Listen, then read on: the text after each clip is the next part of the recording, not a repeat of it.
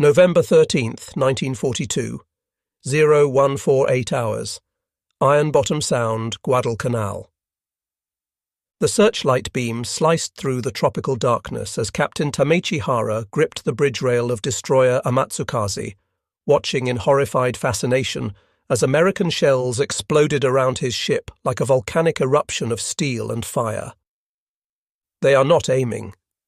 They are simply filling the sky with metal. These words, scrawled hastily in his personal log that night, would capture a truth that defined the Pacific War's outcome before most Japanese officers even recognized it. In the next 35 seconds, USS San Francisco would fire more 5-inch shells than some Japanese destroyers carried for entire missions. The Americans weren't counting rounds. They were creating walls of fire that turned the night into artificial daylight, their gun barrels glowing red from continuous firing. 2,700 miles away in Pearl Harbor, ammunition ships were already loading the next shipment, 15,000 tons of shells, enough to replace everything the American fleet would expend in this battle 50 times over.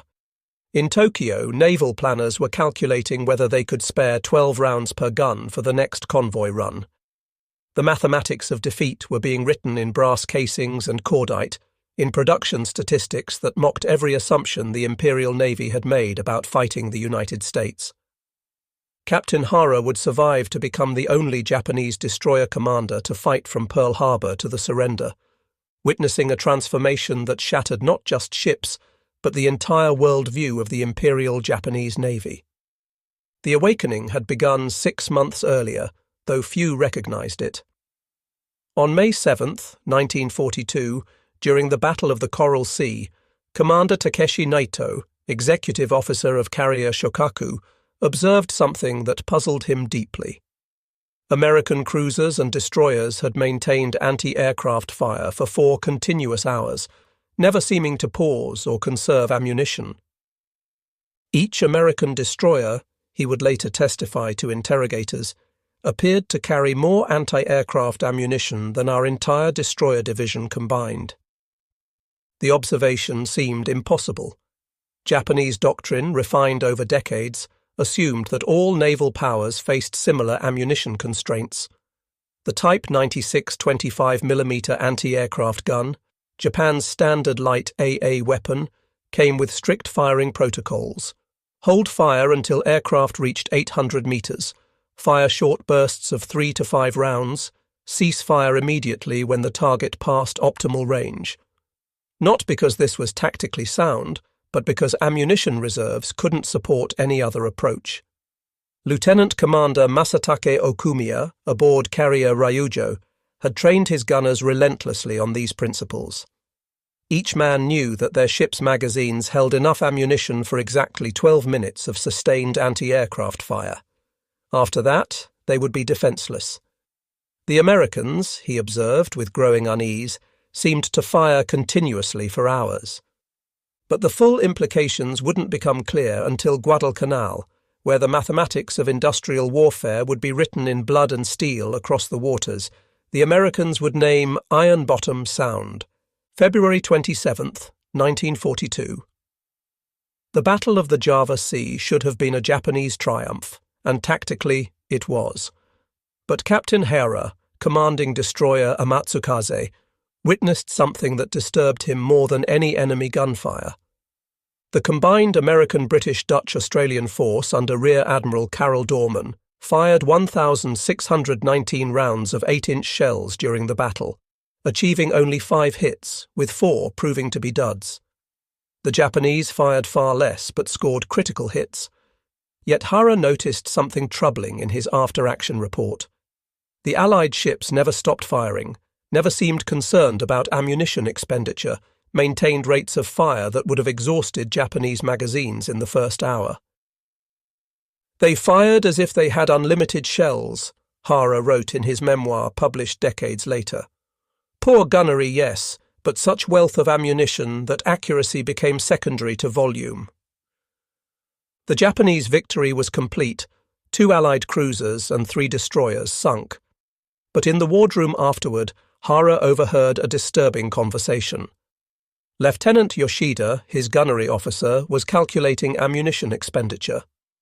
"Captain, we used 40% of our main battery ammunition, if the battle had continued another 2 hours." Hara silenced him with a look. But the arithmetic was clear. The Amatsukaze had started with 2,000 rounds of 5-inch ammunition. In one battle, they'd used 800. The destroyed Allied cruiser HMS Exeter, according to survivors they'd rescued, had fired over 1,500 rounds from her 8-inch guns alone, more than most Japanese heavy cruisers carried total. August 7th, 1942. When the Americans landed on Guadalcanal, the Imperial Navy's response revealed the ammunition crisis in stark terms. Vice Admiral Gunichi Mikawa's striking force, racing south from Rabaul, carried enough ammunition for exactly one night battle. Not as a tactical choice, but because that was all that existed in Rabaul's magazines. The Battle of Savo Island on August 9th seemed to vindicate Japanese tactics. In 33 minutes, Mikawa's force sank 4 Allied heavy cruisers, killing 1,077 sailors. The Japanese lost 0 ships, but hidden in this tactical masterpiece was strategic catastrophe. Commander Toshikazu Omai, Mikawa's operations officer, would later admit to American interrogators, "We withdrew immediately after the battle not from fear of air attack, as you believed, but because we had exhausted most of our ammunition. We had nothing left for a second engagement." The American transports, defenseless and loaded with supplies, were spared because the Japanese literally couldn't afford to shoot at them. Japanese forces had fired 471 rounds total, achieving 10 hits, a 2.1% hit rate that would later be criticized as wasteful by Tokyo. Meanwhile, at Pearl Harbor, Captain William Poco Smith was overseeing the loading of ammunition ship USS Rainier. Her cargo manifest for this single voyage, 5,000 tons of naval ammunition, including 350,000 rounds of 5-inch shells, 1.2 million rounds of 40mm, 3 million rounds of 20mm. This represented more ammunition than the entire Japanese combined fleet would expend in the next 3 months. The famous Tokyo Express runs, high-speed destroyer missions to resupply Guadalcanal, revealed the ammunition crisis in pathetic detail. On November 30th, 1942, Rear Admiral Raizo Tanaka led 8 destroyers on another supply mission. The cargo manifest, discovered in captured documents, told the story rice, 1,100 drums. Medical supplies, 200 drums. Ammunition, 280 drums. For 15,000 desperate soldiers, less than 300 drums of ammunition. Each drum contained roughly 300 rifle rounds or equivalent weight in other munitions. The entire Japanese garrison on Guadalcanal was surviving on ammunition deliveries that a single American destroyer could expend in 20 minutes of combat. Captain Hara, commanding Amatsukaze on these runs, wrote bitterly, "We risk 8 destroyers, dozens of lives, tons of fuel, to deliver what the Americans probably waste in target practice." He was more right than he knew. That same day, destroyer USS Fletcher conducted a routine gunnery exercise, expending 127 rounds of 5-inch ammunition, roughly equivalent to half a drum from Tanaka's precious cargo. The numbers were staggering, incomprehensible to Japanese planners who had calculated the war based on their own production capabilities. Naval Ammunition Depot, Hastings, Nebraska, came online in March 1943. Built on 48,000 acres of prairie with 2,200 buildings and 207 miles of railroad track, it employed 10,000 workers at peak production. This single facility produced 40% of the U.S. Navy's ammunition during the war. In its first month of operation, Hastings produced more naval ammunition than all Japanese facilities combined would produce for the remainder of 1943. The facility specialized in 5-inch 38 caliber ammunition, the backbone of American naval firepower.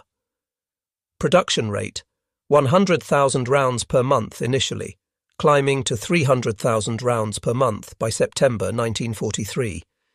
Each round was inspected, tested, and shipped with a quality control process that rejected more ammunition than Japanese factories produced.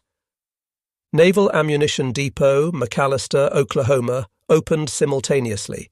Its focus, larger caliber shells and aerial bombs. Monthly production by December 1943. 50,000 16-inch shells, 120,000 8-inch shells, 200,000 5-inch shells, plus 500,000 pounds of aerial ordnance. Peak workforce, 8,600 in 1945. Meanwhile, in Japan, the Kure Naval Arsenal, the nation's premier ammunition facility, struggled to produce 10,000 shells of all calibers monthly.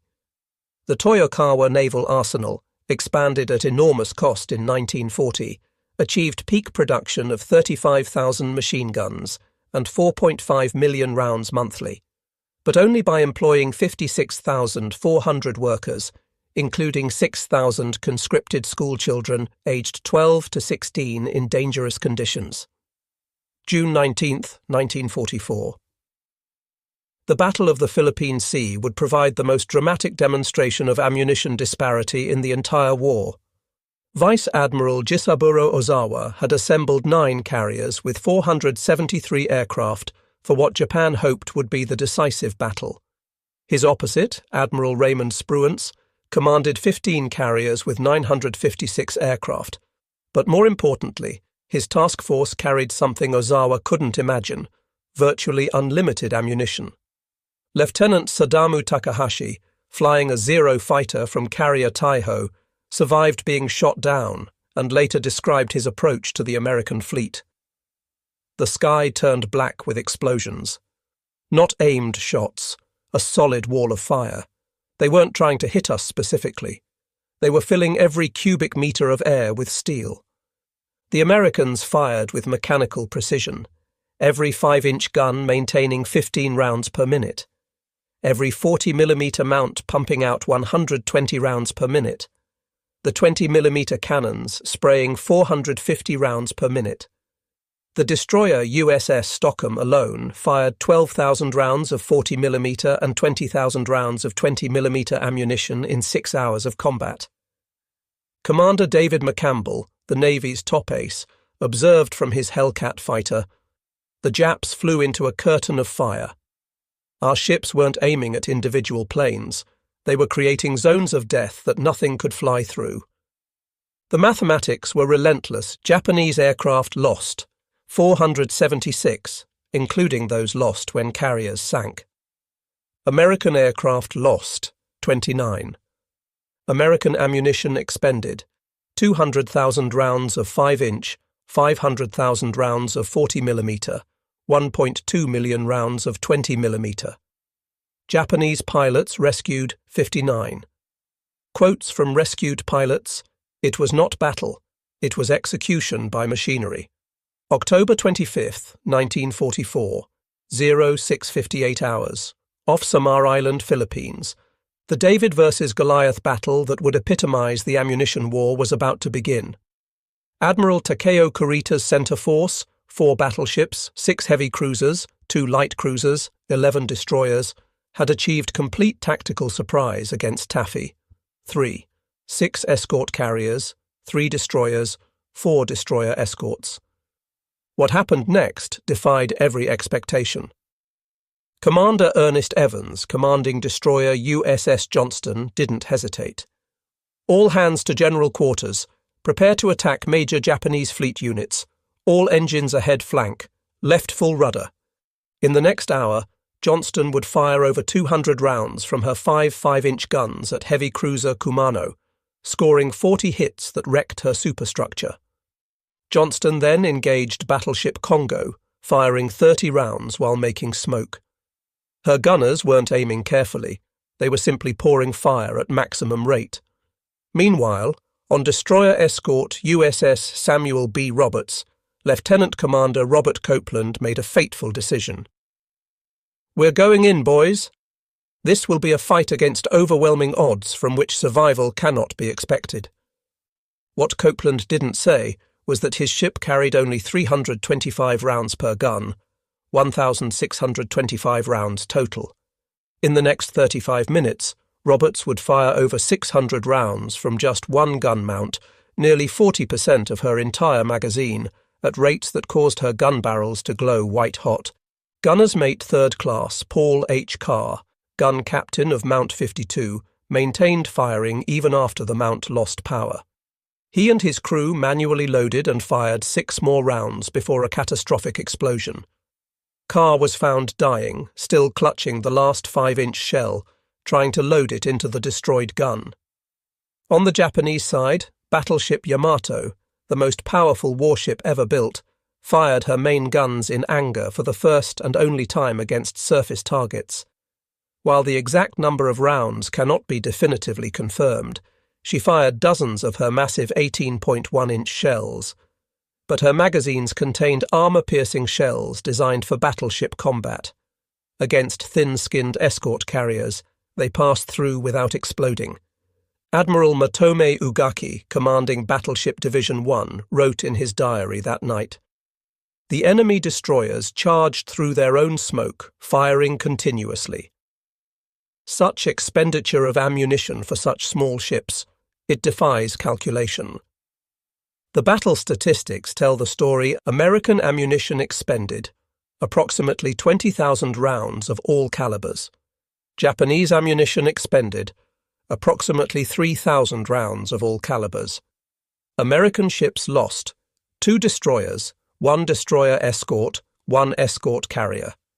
Japanese ships damaged by gunfire, 3 heavy cruisers severely damaged. Result: Japanese withdrawal despite overwhelming superiority. The production war's reality. By late 1944, American ammunition production had reached levels that defied Japanese comprehension. The true scale was staggering.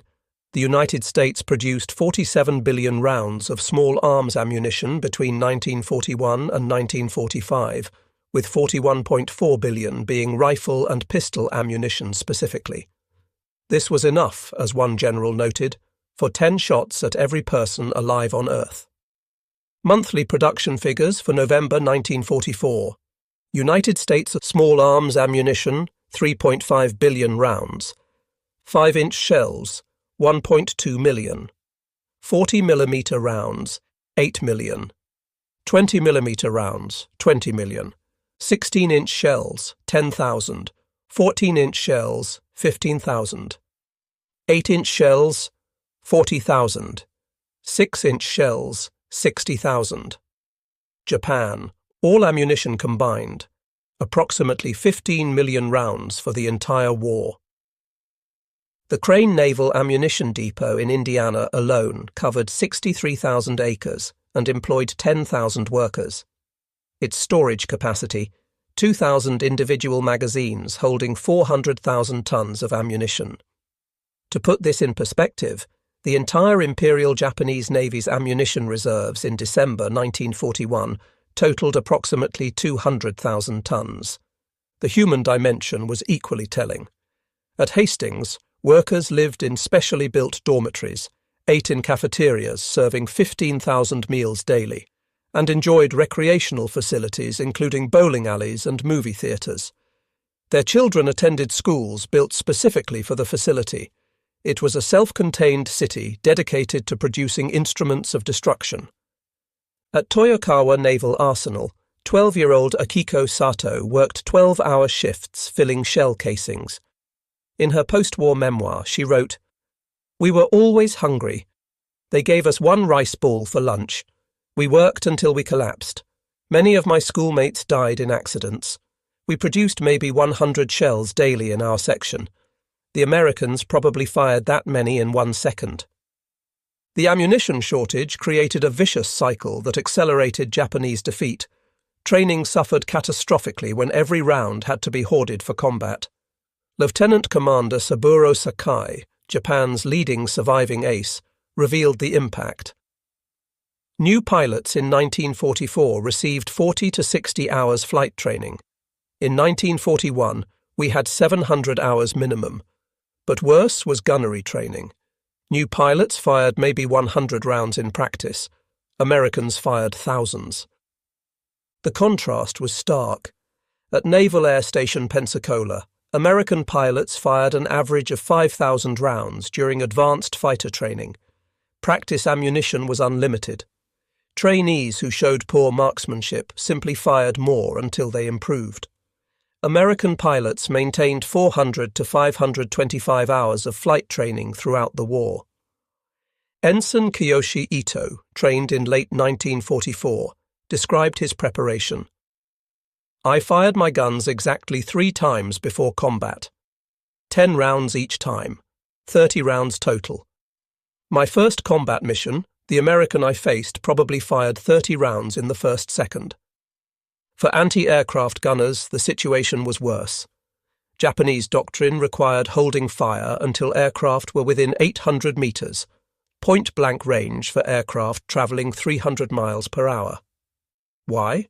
Because at longer ranges, hit probability dropped below 0.5%, making ammunition expenditure wasteful.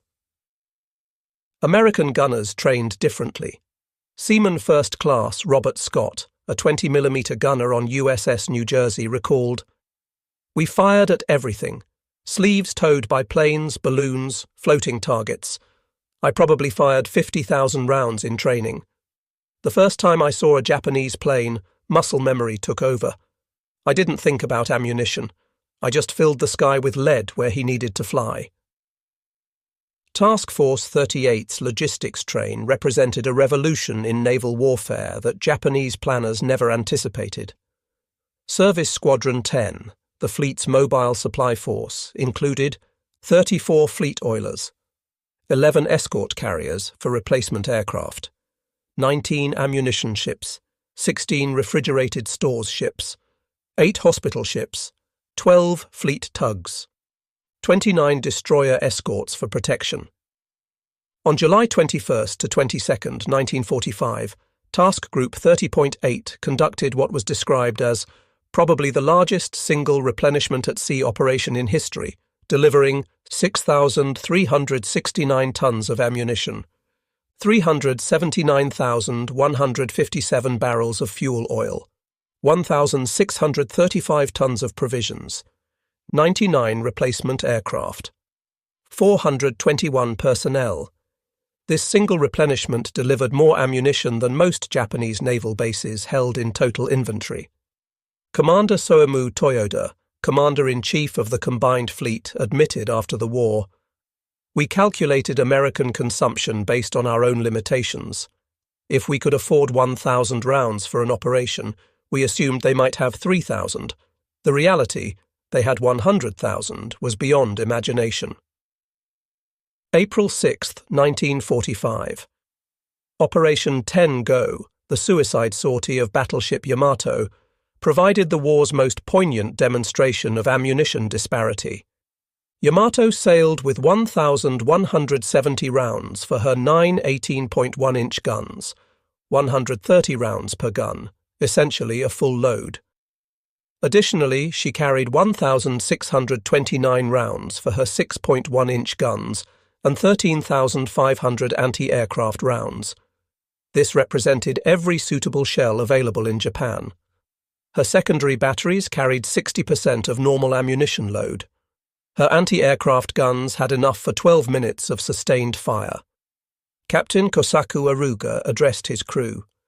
"We sail with enough ammunition for one battle. There will be no resupply. Use every round wisely."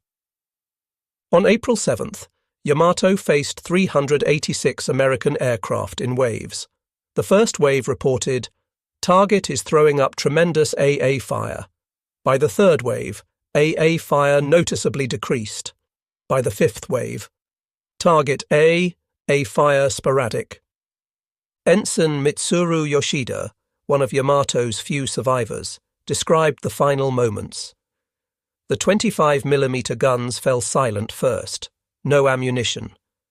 Then the 127mm guns. Finally, even the main battery had nothing left. We were a 70,000-ton target. Nothing more. Meanwhile, the American carriers launching these strikes had been replenished just 72 hours earlier. USS Essex alone received 500 tons of ammunition, roughly 400,000 rounds of various calibers. Her air group would expend 200,000 rounds of .50 caliber ammunition attacking Yamato, knowing that tomorrow's replenishment would replace it all. The ammunition shortage created cascading effects throughout Japanese society. By 1944, copper shortage, critical for shell casings, led to collection drives that confiscated temple bells, some dating to the 8th century. Bronze statues, including national treasures, were melted down. Household items from pots to door handles were requisitioned. Japan melted 45,000 Buddhist temple bells for munitions between 1937 and 1945, representing 90% of all temple bells in the nation. Each bell, weighing hundreds of kilograms and composed of 85% copper and 12 to 15% tin, was especially valuable for shell casings. 13-year-old Yukiko Tanaka recorded in her diary, "They took our school bell today for ammunition." Teacher Yamamoto cried. He said the bell had rung for 200 years. How many shells will it make? How many seconds will those shells last in battle? The answer was heartbreaking. The typical temple bell, weighing 500 kilograms, yielded enough brass for approximately 2,000 small-caliber shell casings. An American destroyer's 40mm mount could fire that many rounds in 16 minutes of combat. Worker conditions at Japanese arsenals deteriorated catastrophically. At Toyokawa Naval Arsenal, accident rates reached 15% monthly by 1945. Exhausted child workers handled dangerous explosives with minimal training. On August 7, 1945, a B-29 raid destroyed the facility, killing 2,477 workers, mostly teenagers. Contrast this with American worker Mary Roberts, who assembled shells at Hastings. "We worked 8-hour shifts 5 days a week. Good pay, $1.20 an hour. Hot meals in the cafeteria. They showed movies every Friday. We knew we were winning the war, one shell at a time." American tactics evolved to exploit their ammunition advantage, while Japanese tactics increasingly reflected desperate conservation. Admiral Willis Ching Lee, the Navy's premier surface warfare tactician, developed the concept of area saturation for night battles. Rather than carefully aimed shots, American ships would fill entire zones with shells, making evasion impossible. At the Battle of Surigao Strait, October 25, 1944, Lee's doctrine reached its apex. Admiral Jesse Oldendorf's battle line fired 285 16-inch shells, 310 14-inch shells, and thousands of 8-inch and 6-inch rounds in just 18 minutes. The Japanese battleships Fuso and Yamashiro, sailing with reduced ammunition loads to conserve weight, managed to return less than 100 rounds total before being obliterated. Lieutenant Commander Tokuno Horishi, one of Yamashiro's few survivors, described the experience. "Shells fell like rain. Not aimed at us specifically, they simply filled the strait with explosions. We fired back into the darkness, but for every shell we sent, 50 came back." Japanese tactics, conversely, became increasingly desperate. The special attack, kamikaze units represented the logical endpoint of ammunition shortage. When conventional weapons become too precious to expend, the weapon becomes the human himself. Vice Admiral Takejiro Onishi, creator of the Kamikaze Corps, admitted privately, "We resort to body crashing because we lack the ammunition for conventional attack. One pilot, one plane, replaces hundreds of shells we don't have." American codebreakers reading Japanese naval messages gained insights into the ammunition crisis that shaped strategic planning. A decoded message from December 1944 revealed, "Combined fleet ammunition status, 16-inch 15% of required minimum, 14-inch 22% of required minimum, 8-inch 18% of required minimum, 5-inch 31% of required minimum. Anti-aircraft, critical shortage all calibers." Admiral Chester Nimitz, reading this intelligence, remarked to his staff, "They're a boxer with no punch left. We just keep hitting until they fall. American planners began deliberately planning operations to force Japanese ammunition expenditure. Feint attacks, harassment raids, and probing actions were designed not necessarily to achieve tactical objectives, but to drain Japanese magazines. Commander Joseph Rochefort, the legendary cryptanalyst, noted, "We could predict Japanese operations by their ammunition requisitions. When they requested resupply, we knew they couldn't fight for at least 2 weeks. We owned the timing of every battle." American submarines devastated Japanese ammunition transport, creating critical shortages throughout the empire. The numbers were staggering. Japanese ammunition ships sunk, 147. Tonnage of ammunition lost, approximately 500,000 tons. Percentage of ammunition shipments lost, 55%. Lieutenant Commander Dudley Mush Morton, commanding USS Wahoo, sank ammunition ship Fukuei Maru in January 1943. The explosion was visible 40 miles away. That single ship carried more ammunition than the entire Rabaul garrison would receive for the next 3 months. Japanese Captain Tatsuwaka Shimazaki, commanding an ammunition convoy, described the impossible situation. "We loaded at Kure with 10,000 tons of shells for Rabaul. 4 ships. By the time we arrived, 2 ships were sunk, 1 damaged. We delivered 2,000 tons. The submarines took the rest." The psychological impact on Japanese logistics officers was crushing. Commander Yoshiro Tanaka, responsible for ammunition distribution in the Philippines, committed suicide in October 1944 after failing to deliver critical supplies to Leyte. His final note, "I send empty ships to die. The Americans sink them full or empty. Our guns fall silent while theirs never stop." By war's end, the production statistics told the entire story. United States naval ammunition production, 1941 to 1945. Total rounds all types, 47 billion, 41.4 billion rifle pistol ammunition. Total weight, 4.2 million tons. Peak monthly production, March 1945. 3.5 billion rounds. Number of production facilities, 47. Peak employment, 486,000 workers. Japanese naval ammunition production, 1941 to 1945. Total rounds all calibers, approximately 15 million, estimated. Total weight, approximately 200,000 tons. Peak monthly production, November 1942. 400,000 rounds. Number of production facilities, 11. Peak employment, 95,000 workers, including conscripted children. The disparity exceeded 3,100 to 1 in small arms ammunition quantity alone, but quality differences made the gap even larger. American proximity fuses, introduced in 1943, increased anti-aircraft lethality by 300 to 600%. Japanese fuses, degraded by material shortages, suffered a 30% failure rate by 1945. The ammunition disparity created a psychological transformation in both navies that shaped the Pacific War's final year. For American sailors, unlimited ammunition bred absolute confidence. Seaman James Bradley, serving on destroyer USS Laffey, recalled, "We never worried about running out." The supply ships came every few days, mountains of shells. We joked that we could shoot at seagulls for target practice and nobody would care. This confidence translated into aggressive tactics. American destroyers charged battleships.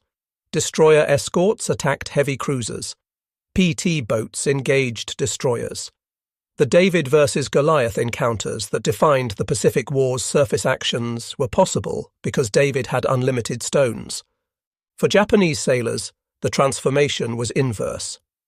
Lieutenant Kazuhiko Ono, gunnery officer on destroyer Isokaze, described the mental burden. "Every shell fired required justification. We counted rounds like a miser counts coins. In battle, part of your mind always calculated, can I afford this shot? That hesitation was fatal. The most profound psychological impact came from witnessing American profligacy. Commander Tameichi Fukuda, captured after his destroyer sank at Leyte, was transferred to Pearl Harbor aboard USS New Jersey. He watched a gunnery exercise where the battleship fired 400 rounds in training. "I wept," he admitted later. "Not from shame of capture, but from understanding. We never had a chance. They fired more shells in practice than we carried into battle. How do you fight such wealth?" The ammunition war reflected deeper economic truths. America's gross national product in 1944 reached $210 billion, more than 10 times Japan's $20 billion. But raw figures understate the disparity in ammunition production capability. American ammunition production consumed: copper, 450,000 tons annually; lead, 380,000 tons annually; steel, 2.8 million tons annually; explosives, 3.2 million tons annually.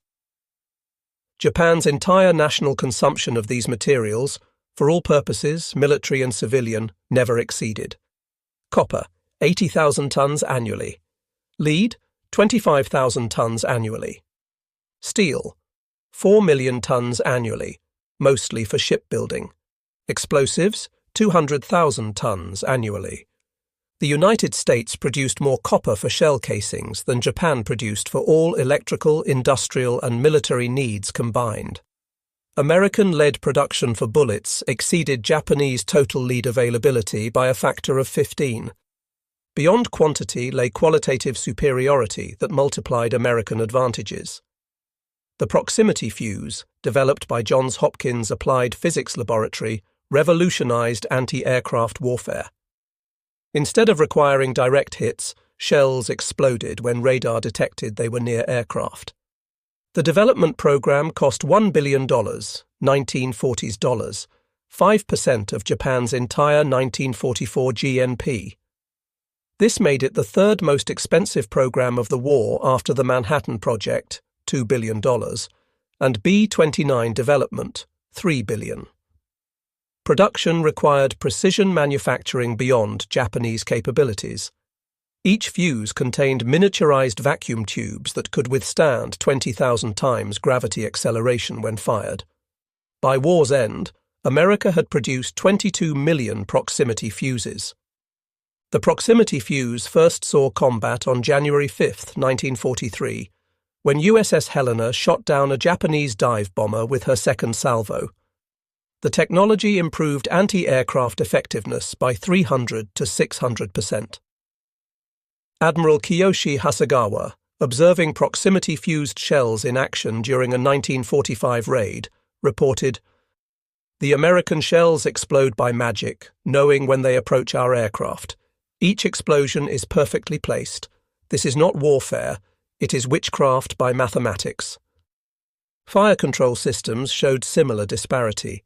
The Mark 37 gunfire control system, standard on American destroyers, incorporated gyroscopic stabilization, automatic radar tracking, mechanical ballistic computation, electric servo drives, remote power control. This system allowed accurate fire in any weather, day or night, at maneuvering targets. Cost per system, $500,000. More than the entire annual ammunition budget for a Japanese destroyer squadron. Japanese fire control remained largely manual, dependent on optical rangefinders useless in poor visibility. Captain Toshiro Miura admitted, "We aimed by eye while they aimed by machine. We guessed while they calculated. Every American shell was directed by mathematics we couldn't match." The ammunition disparity produced remarkable survival statistics that defied conventional military wisdom. American destroyer USS Lafay survived 22 kamikaze attacks on April 16, 1945, largely because her guns never fell silent. In 80 minutes, Lafay fired 345 rounds of 5-inch, 11,000 rounds of 40mm, 20,000 rounds of 20mm. Her gunners shot down 9 aircraft definitively, damaged 4 more that crashed elsewhere. Despite taking 4 bomb hits and 6 kamikaze strikes, Laffey survived because her defensive fire degraded most attacks before impact. Contrast destroyer Yahagi sunk escorting Yamato. Her anti-aircraft ammunition exhausted after 45 minutes, she could only maneuver helplessly as American aircraft attacked unopposed. 7 torpedo and 12 bomb hits later, she capsized. The cruiser USS Helena's ammunition expenditure deserves special attention. Throughout her career from December 1941 to July 1943, Helena fired a total of 10,639 rounds, 3,460 rounds of 5-inch and 7,179 rounds of 6-inch ammunition. This wasn't from a single battle, but cumulative across all her engagements, including Pearl Harbor, Guadalcanal naval battles, and Kula Gulf, where she was sunk. Helena earned the nickname Machine Gun Cruiser for her rapid-fire tactics. At the naval battle of Guadalcanal on November 13, 1942, she fired so rapidly that Japanese observers thought she was equipped with automatic 6-inch guns, which didn't exist. Her rate of fire exceeded what Japanese doctrine considered physically possible. Captain Hara's observation that Americans fired without thinking, while Japanese counted every round, captured more than tactical difference. It revealed the war's fundamental nature. This was not conflict between comparable powers temporarily advantaged or disadvantaged. This was industrial civilization crushing pre-industrial ambition. The final statistics are overwhelming. American ammunition expended, 47 billion rounds total, 41.4 billion rifle-pistol. Japanese ammunition expended, approximately 15 million rounds, all types estimated. Ratio, 3,100 to 1. But even these numbers understate reality. American forces expended ammunition in training, test firing, and harassment missions. Japanese forces hoarded rounds until the moment of destruction. Americans fired to suppress, to intimidate, to dominate. Japanese fired only when certain of effect. When Emperor Hirohito announced Japan's surrender on August 15, 1945, he spoke of a new and most cruel bomb. But privately, military leaders knew the atomic bomb merely abbreviated a defeat already certain. Admiral Soemu Toyoda, the Navy's final commander, admitted, "We could build ships without steel, we could fly planes without fuel, but we could not fight without ammunition." The Americans had infinite amounts. We had whatever we could salvage from our grandfathers' temples. In the ruins of Kure Naval Arsenal, workers found a final production report dated August 14, 1945. Daily production, 73 shells, various calibers. Worker strength, 423, including 200 middle school students. Status, critical shortage all materials. That same day, Hastings Naval Ammunition Depot reported daily production, 45,000 shells, various calibers. Worker strength, 5,800. Status, exceeding quota. Recommendation, reduce production due to anticipated war termination. The Pacific War's ammunition disparity teaches a lesson that transcends military history. Wars between industrial powers are not decided by courage, skill, or determination, though these matter, but by the capacity to transform raw materials into delivered destruction. Captain Hara survived to write his memoirs, unique among Japanese destroyer captains. His final assessment was stark. "We brought swords to a machine gun fight, then wondered why we lost. The Americans didn't defeat our Navy, their factories did. Every shell they fired announced industrial supremacy we couldn't imagine, much less match." The brass casings littering the Pacific's floor tell this story, each one stamped with American ordnance marks, each one representing industrial capacity that transformed warfare from art to arithmetic. The Americans could afford to fire without thinking, because thinking was unnecessary when supply was infinite. Japan counted every round because each one was precious, irreplaceable, a fragment of national treasure transformed into instrument of war. But wars are not won by counting. They are won by those who can afford not to count, who can fill the sky with steel and the sea with fire, who can transform industrial might into delivered destruction without hesitation or limit. Behind every statistic lay human tragedy. Ensign Takeo Matsui, commanding a 25mm mount on carrier Zuikaku, received 10 rounds for his weapon during the Battle of Cape Engano, the carrier's last fight. He held fire as American planes attacked repeatedly, waiting for the perfect shot that never came. Zuikaku sank with his unfired rounds. His mother received his final letter. "I have 10 chances to protect our ship. I will make each one count." She never learned he died without firing a shot, paralysed by the terrible arithmetic of scarcity. Meanwhile, Seaman Robert Dixon, 20mm gunner on USS Essex, fired 15,000 rounds during the same battle. In a letter home, he wrote, "Mum, you wouldn't believe how many bullets we shoot. It's like a fireworks show that never ends. Don't worry about me. We've got so much ammunition, nothing can get through." Both young men served their nations with equal courage, but one counted rounds while the other counted victories. The difference was not character, but industrial capacity, not bravery, but brass casings, not determination, but the ability to transform national wealth into naval firepower. Today, 80 years after Japan's surrender, the ammunition disparities lessons resonate. Military professionals study Captain Hara's observation not as historical curiosity, but as eternal truth. Wars between industrial powers are decided in factories before they're fought in fields. The Pacific War proved that industrial capacity, once mobilized, generates military power that no amount of tactical brilliance can overcome. American shells fell like rain because American factories produced like storms. Japanese shells were precious because Japanese factories produced like artisans. In the end, Captain Tameichi Hara's words stand as epitaph for an empire that challenged industrial mathematics with spiritual determination. The Americans used shells without thinking while we counted every round. In that difference lay not just tactical disadvantage, but strategic impossibility, not just military defeat, but civilizational reckoning with the arithmetic of modern war. The shells have long since stopped falling, the guns long since fallen silent. But in naval archives from Pearl Harbor to Yokosuka, in memoirs from Washington to Tokyo, the truth remains. The Pacific War was decided not by the courage of those who fired the shells, but by the capacity of those who made them. The Americans could afford to fire without thinking. The Japanese could only afford to think without firing.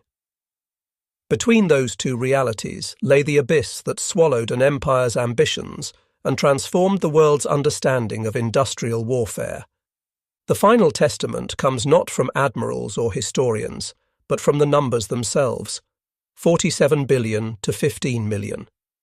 In that ratio lies the Pacific War's true story, not of battles won or lost, but of an industrial colossus that could produce more ammunition than the world had ever seen, facing a nation that melted its temple bells to make a few more shells. The Americans fired without thinking because they could afford to. The Japanese counted every round because they had to. And in that difference, the war's outcome was written before the first shot was fired.